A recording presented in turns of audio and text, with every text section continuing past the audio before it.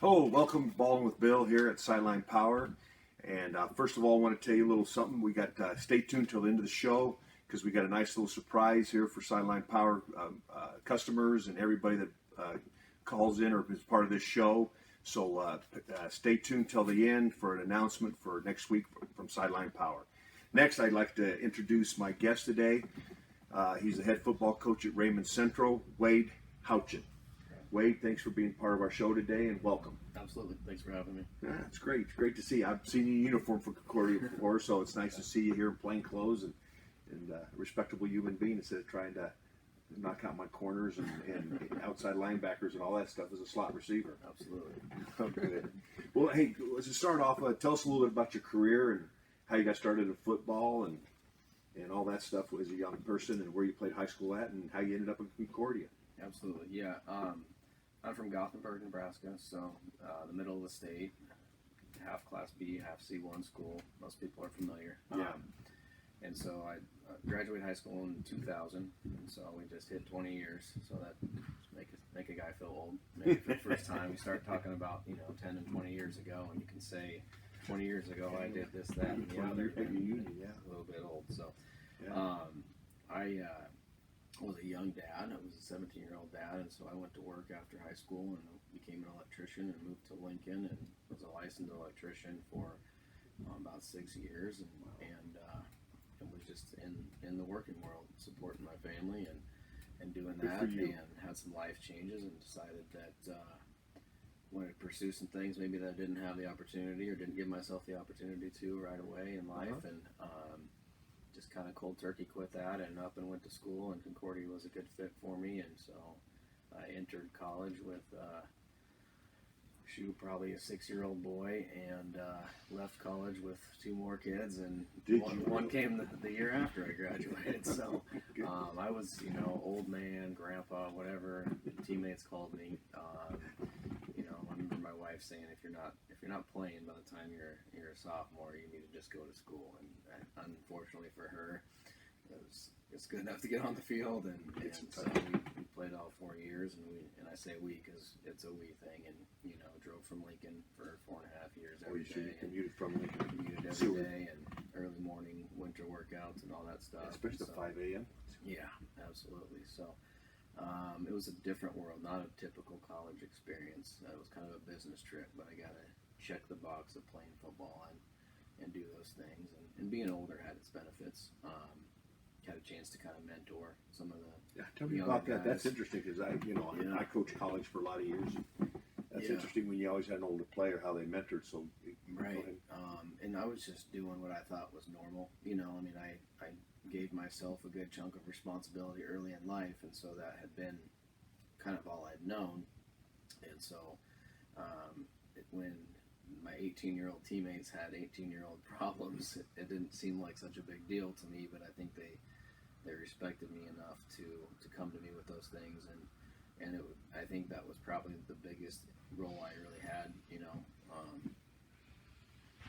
secondary. I mean, football is probably secondary to that role, as just kind of being that, and we got a lot of good friends, as most of your college teammates become your better friends in life, always.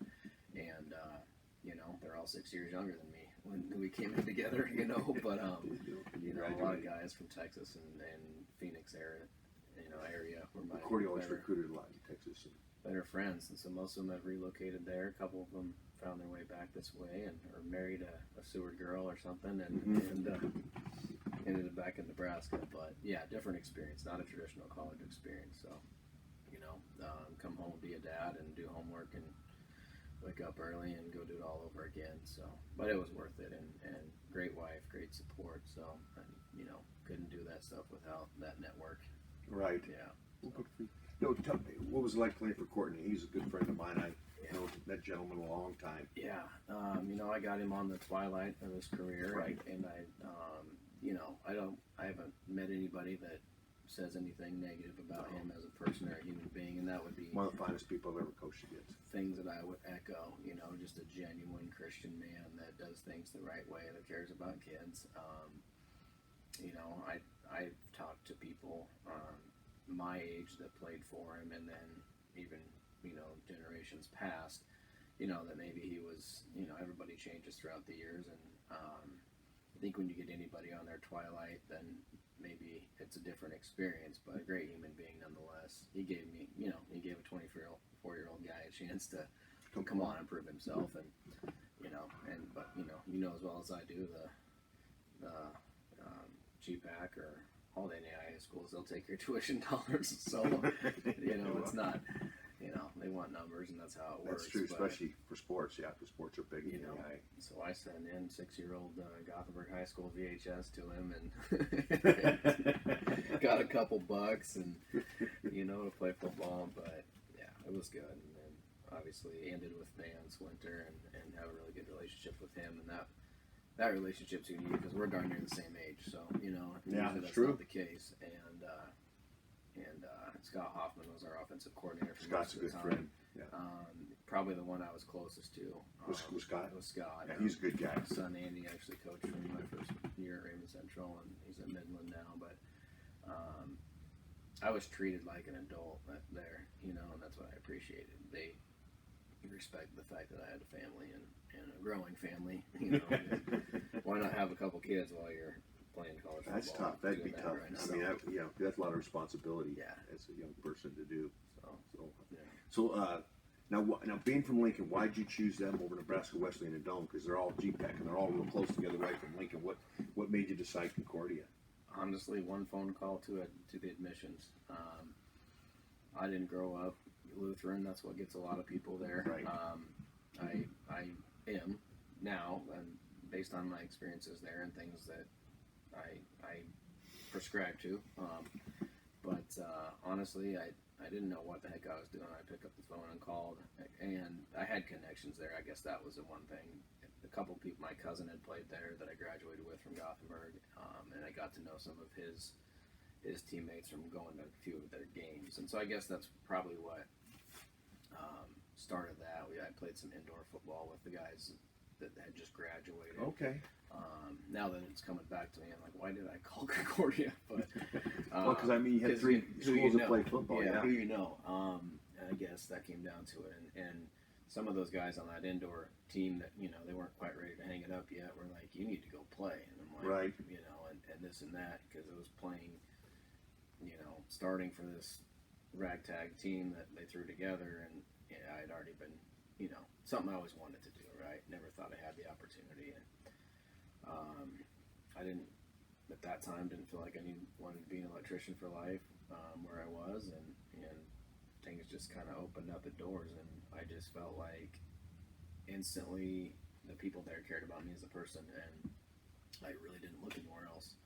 When you bring up Wesleyan, I lived 1 block south of their south goalpost that whole time, so I drove right by it every single day. Isn't that amazing? In school, okay. So when we played there, I just walked. You just walked over there, met him in the locker room. Go to Seward, get on a bus, come all the way back, and then go back to Lincoln. I'll just meet you.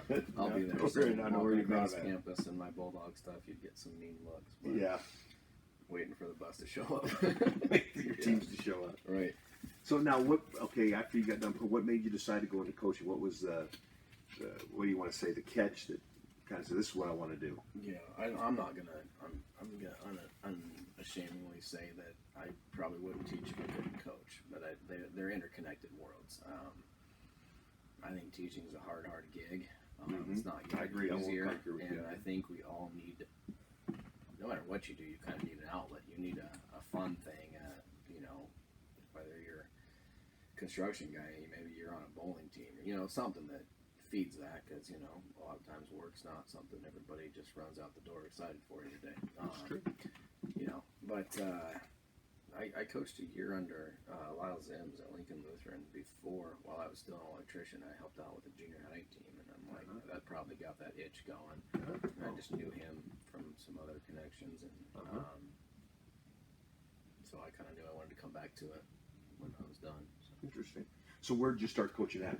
I student taught for 2 different endorsements, 2 different degrees, if you will, at Lincoln Northeast. Okay. So I got assigned there by Concordia, and so then I fell onto Justin Smith's staff, and so I student taught and coached that year, and then I substitute taught for a semester and decided to go back and get a special education endorsement. So I student taught there again for special ed, and coached again, and then hung on for a little bit until life provided another opportunity, really. And so I still think single-handedly he's the best coach I've ever coached for, and I learned a lot about what it was going to take, I think, to be a coach. You usually cut your teeth where you first go, and it's very impressionable. There's the things I don't do, that we did there, but there's a lot that I still. That's when my wife realized that there might be some 8-hour Sundays and things like that, and stuff that goes along. So there was an adjustment period, and I wanted to be around. I was volunteer for 2 out of the 3 years, and I didn't care. I didn't have to be there, but I wanted to be there, and that was a good way to spend a Sunday, because then you think about people at home that aren't there, and that's so we've there's some things that I don't do anymore. We're not going to meet on the weekends at all. You can hammer some things out with technology that wasn't there. It couldn't happen. Yeah, it changed a lot. 12 years ago, right? That's true. So, major. And everybody's kind of a product, like I said, of where they came from and what they do. But Justin's a great coach. No one's perfect, but he's doing really good things. Sergeant Bluff, Iowa. Yeah, he was Sergeant Bluff, Indy. Yeah.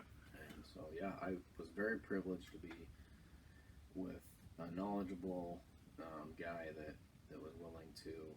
He was the kind of guy that if you were willing to own your responsibilities, he would elevate you, right? He's kind of like, show me your commitment, and we'll make you this. So I left there, and I was the head coach of the reserve team in year 2, and he hung around for a couple more years, but I left to go coach a year at Lincoln Christian because my son went there and graduated, my oldest son, and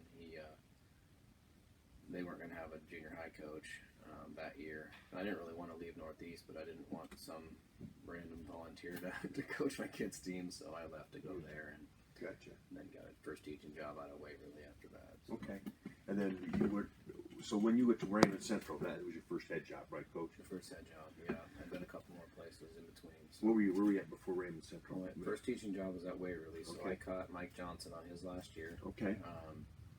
And then I got an opportunity to go back to Gothenburg. And you went back to hometown. We went to hometown under the guise, I will say, kindly, that I was going to be kind of given the keys to the car in a couple of years, and once we moved, and once I drug my wife to small town Nebraska, I'd just be political and say things weren't as advertised, and it didn't work out for us there, and the things that I was told I was going to get to do didn't happen, and so some life events, right? Just, different things, and there's no longer hard feelings, but there was some. So we stayed there a year, and we ended up in New York the next year. So you coached with Snodgrass in New York. So he's a good ball coach. Yeah. So another really good program. Yeah, he's done a great job out there. Yes. Turning around, and there was something that always stood out, that York's always had the same kids. He just had to kind of change that culture too. Right. I know he's big on that. Started in the weight room, and and so they're a smaller Class B school numbers wise, and so they've got to do some things. But their assistant coaches are really good. Matt Kern's they do a nice job there. He's as good as any coordinator that I've been around. So that's true. York, my wife and I both hated our jobs. I won't pull any punches about that. And so after a round trip, we decided that we need to get back to Lincoln, get back to things that we know, get back to people that we trust, and get back to just kids back in the schools that we wanted them into. And so that's how I made my way back to Lincoln Christian. I'm good friends with Coach Earl. And, he's a good guy. My son had went to middle school there and didn't want to. I was teaching at Lincoln High, but coaching at Christian, and so last couple years of my oldest son's high school, that's where I finished up, and then was looking for a head job that was within commutable distance. And so that's how you did Raymond Central. So So now, when you went to Raymond Central, what type of philosophy because they were having issues, and you changed a lot of their philosophy. They've done much better each and every year you've been there. So what type of philosophy did you bring in with yourself to change the culture of the team? Yeah, I'm really big on the experience has to be worth it. Kids don't come out for football anymore. We're still struggling with that, numbers-wise. But, You know, I walked into a situation where, you know, it was just a really negative environment and a lot of cynicism, and I think that's really deep rooted there for whatever reason. And so there's still a lot of work to be done, but you know, I tried really hard, especially year one, to earn a lot of trust with those guys, and I think it's something maybe they hadn't had before. And those, you know, it took a couple of years of, you know, hey, it's okay to ask questions, it's okay to be wrong, it's okay to make mistakes, and you're not going to get, you know, reamed for it and whatever else. But we came in and we still follow these. We're about three things, and it's effort, and it's attitude, and it's trust. And if those are only words, then they're just words, right? Right. Jeff Duke, a guy that 3D coaching, that a guy that I got to know a little bit personally, but really he kind of changed my philosophy. And he talks about putting words on a T-shirt, and you know, the fact that that's not going to absorb into your being. You have to have something substantial, and a lot of other cultural things that I still get my main philosophies from, the Focus 3 and Brian Kite and Tim Kite and those guys, is basically what I was able to become educated and armed with and take out to Raymond Central. And so making a cultural shift is only words, unless you're going to try, unless you have action, right? Unless it's measurable. So little acronym, we have EAT for that: effort, attitude, and trust. And what we want to make that definable. We want to make that visible and quantifiable, and not just words and posters on the wall and things that aren't really culture, but people throw them up and think they're going to be absorbed somehow, you know, and realize kids don't care about a poster on the wall. They care about that experience and how you make them feel. And so we define that every year, depending on the year, depending on the character of our team. Not character, that's a bad word. The personality of our team, you know, we've had them define kind of what effort means for this team, because you know as well as I do, every team's got a different vibe. Oh, it does. No question, depending on the kids and their background. And so we like to give them the say in defining that. We'll have them put together a creed, you know, but I found out here in year 3 that we've probably been doing too much, too many things, and not focusing on a few things and simplifying. So that's kind of been the big push this year. Okay. We've dropped some things, kind of that, I think it's a Pareto principle, where you're going to get 8% of your results out of 20% of your work, or I'm not sure if I said that right, but anyway, do less, achieve more, really, you know. Instead of being okay at 6 things, let's get really good at 4 things. Yeah. You know, Keep it simple, stupid, Yeah, and intellectually I've known that for years, but I've always been too scared to actually do it. That fear of, I don't have an answer for this, you know. Well, if we can't run jet-powered dart and trap and power, how the heck are we going to, no, let's just get good at this, and this, you know, instead of being okay. Right. Because intellectually, you know, our kids are pretty smart. The ones that come out are smart and they're capable. But still, you know, game night's different. You know, it's always different, and I feel like we've been thinking too much. Yeah. You know, and so want to react more. Philosophies are ever. I think if you're not evolving, then it's pretty sad. You probably should get out of coaching. Right, because it changes all the time. If you're not clinicking and you're not looking for that next thing, you know, and so, you know, at a place where we don't have 65 guys to throw out there and just line up and run power at you all day, we better be specializing in something, right? So there's been some shifts going. We're simplifying. We're trying to keep our kids fresh and fast and fun, if you need another F word to go in there, you know, as far as, you know, what we're doing. So really just grasping on to a lot of philosophies and people across the country that we followed. Went to similar clinics in Wichita and Dallas this winter to kind of feed that notion, and we're just kind of, you know, we're going to prioritize speed because we sure as heck don't even have the size. So, you know, we might as well get fast if we're not going to get big, you know. And so, yeah, but coming in culturally, just trying to shift that, and it's really about how you make kids feel. And I've succeeded with some and failed with others, and you know, life gets the best of us sometimes. You do and say things that you probably like to take back and make mistakes, and if you do everything right to turn the culture around, you're looking at 3 to 4 to 5 years anyway. And so that long game is tough. Yeah. You know, there's some long days, and then, you know, some days that, you until you get around the kids, you're pretty exhausted, and then you kind of get refreshed again. Yeah. So now, how do you, on your offensive philosophy, how do you fit your kids around your offensive philosophy, or change your offensive philosophy to fit your kids? How do you do that in your program? Yeah, I go back and forth on that. I like to cater to what your athletes can do, right? Don't put square pegs in round holes. We have to do that enough anyway. Right. Like, sorry, buddy, you're probably a tight end, but you're a tackle for us. Right. Blame the ones that are in the hallways walking around that would be a It tackle. wouldn't come out. Yeah. It's kind of a mixture, because I think if you are constantly evolving, and I'm probably guilty of that anyway, because I kind of, we can do this better. Maybe this wasn't the greatest first idea, right? Because I came in, I wanted to be flexible, and because I knew we were going to struggle to move people, and I still love that. It's still, Army Navy game is one of the better games of the whole year to watch. It's poetry in motion, but we could have stayed with it. But I realized that you have to marry that. You can't incorporate pieces of it, and that's where we tried to do year one. And again, doing too much, right? So I decided I didn't want to marry that. But so anyway, what we're doing is it fits our kids well, first and foremost. We've got small athletic quarterbacks, so it makes no sense to drop back and try to wing it and see the ball. It doesn't mean we can't throw, but we got to get these guys moving and stuff like that. So I would say we're fitting the personnel that way, but I'm probably always going to say I really like this scheme. I really like what these guys are about, that we're learning it from, and it fits, so it's kind of both, really.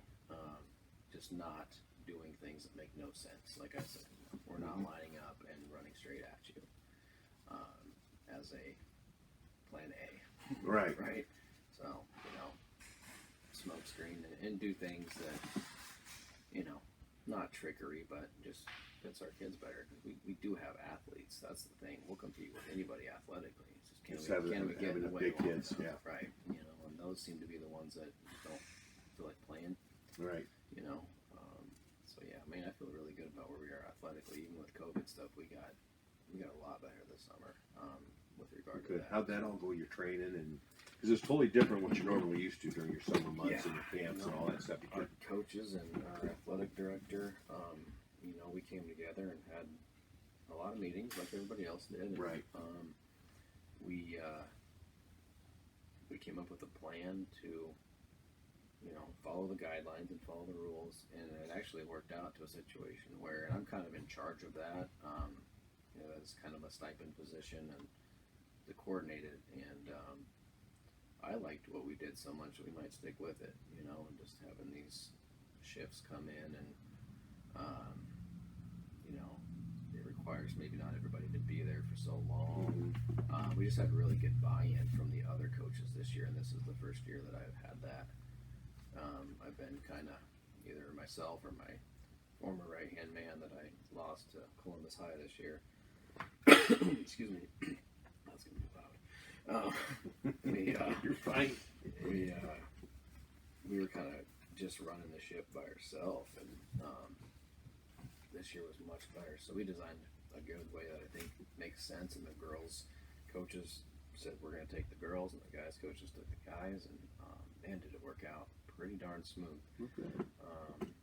So I really don't think we missed a beat with regard. We started June 1st when we were able to, and got some eased restrictions along the way, and I don't think that we took a step backwards with regard to our training over the summer. So that was nice. Now, now that you start, when do you actually get a start practice and stuff? We'll start the 10th here, so a 10th couple here. days here Monday. When I'll start helmets is how you start? Or? Yeah, we'll do the normal, get acclimatized. I can't say that word. Get ready for the season and wearing your acclimated. There you go. That's I think the word they use. It's a tongue twister. So your helmets in a couple days, and then your shells, and I believe, don't quote me, but by day 5 we should be able to line up full pads. And so, which we're only full pads once a week anyway. So you just hope everybody's there so they're not a day behind. So Gotcha. What? Now, who do you open with this year? we're going to Fillmore Central. Okay. So that's How are they that's this a new year? opponent. I have no idea. We've got some film on them. You know, like everybody else has film. You haven't on played them everybody. before then. No, I have know nothing about them specifically besides the 4 games or so that I have, managed to come across. So they come to us, which really doesn't matter. We've been a better road team, quite frankly, which hope that changes. But Yeah, you want to have something Yeah. at home, yeah. so I don't know their head coach. I don't have any connections What do they to run? the program. So last year it looks like their quarterback was their athlete, and they wanted to kind of get him the ball and run a little, guard pulling, power related stuff. So they all that type of They didn't do a whole lot that didn't involve him, and so we'll keep our eyes on number 7. That's I guess that's what I know. He's back right then. now. Yeah. So so it's to me it's fun playing somebody else. 2 years is enough, especially seeing some teams, but we kept some, and our schedule is more favorable. Definitely not easy. Who's your tough opponents this year? You think? So is Wahoo. So Who is it? we still have Wahoo. Probably. Okay, Wahoo. So, Who else besides them? Ashland Greenwood. But those are. I think Oh, you those play are Ashland, two, yeah. Yeah. So Yeah, they're good. They had a good year last year too. Yeah. absolutely. Ryan and I are really close. So we're on a group text actually, about 5 or 6 of us head coaches that just really network, and it serves as therapy, I think, for us, and connections, and it's good. So there's probably, I don't remember the last time there wasn't a message, in our text. So Well, there must be some interesting ones this summer. That's Yeah. all I can tell you. yeah, there's been some. This year's been a little full, and we even have It was. the old Flatview coach, Chris No, Steer's coaches. still on there. He's still on our group message, and he's down in Texas as an FBI agent, but he's still hanging on, getting his coaching fix through us. So, Oh, is he really? yeah, so he's part of that now. I'm sure those conversations probably really get interesting. Yeah, we're at the end of the day, we're just good friends, and we help each other out. We're all at different stages, and Ryan reminds me that he had rough years too, and things. Oh, yeah, he did. And Coach Earl, Lincoln Christian, they're growing, and he's got more momentum now than he ever has. But he went I know. a couple I years remember and that, won a game. Yeah. Or they won game last year and none the year before, and his numbers are going up. So he's chipping away, and so it's good to have those guys to lean on when you're feeling like things aren't fantastic, or Right. just situations. Good network. You gotta have. Oh yeah, no question. It's important in good coaching friends. profession. Yeah. So, tell me about your seniors this year. I mean, that's always your upperclassmen and stuff like that. You've been there for 3 years. Yeah. They should be a little bit kind of part of your program and hung with you and all that stuff through the changes. Yeah, I love those guys. They Tell me about them, their names and stuff. we got Michael Potter and Lucas Burrish, Christian Schweitzer, got Chase Brand. I think Nolan Benish, I hope. Would he get injured or something? Or? He's just decide whether he wants to play or not. Gotcha. And am I forgetting Mitch Albrecht? Definitely Mitch. Yeah. We'll see. We lost some of those guys that decided not to play. And hoping to get something back. And what really, we did some Zoom leadership meetings, but traditionally we've got together and read a book together, and we're in the same room, and they come to my house, and we hang in my basement, and I feed them, and we go through our stuff, and that just wasn't going to be doable this year, so we kind of missed that part. However, Yeah. So how'd you replace that? we just tried to Zoom meeting it, and it was better than nothing, Right. But hit and miss Right. from there. It just wasn't the same. Nothing's the same this year. It's just different. No, I think it's been for everybody. That's why when I talk to coaches, I try to kind of see what it's been like, because I've never been through a situation in my life like that. So interesting how you guys had to adapt and change and we're do still things doing different now with than the you normally season. have. Yeah, the season upon you. Holy crud! Like we got all kinds of things to adapt to now. And they just keep shoveling out the rules. And so you have your state policies and your NSAA policies and your school policies. County and policies. There's no logic behind any of it. I'm kind of loud about that. I don't understand a lot of it because it makes no sense. But But going back to our seniors, though, this is the Scott Doherty. That's guy I didn't mention. I don't know why. You know, you can put on the spot. You can't think of names, but I know that's okay.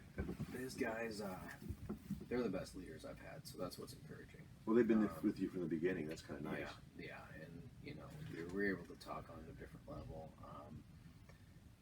I told them we're going to get on the bus and we're going to go where you take us. You know, whether there's 5 of you or 10 of you or what. And that's maybe coach speak, but it's really true with this group because the guys will listen to them, the guys will follow them. They have attractive personalities, you know, for that kids will want to be around them. Hasn't been the case for the majority of the last 2 classes that I've had. I've had some really good leaders, and last year my best leaders got hurt for the season with season and injuries, and so our core fell apart.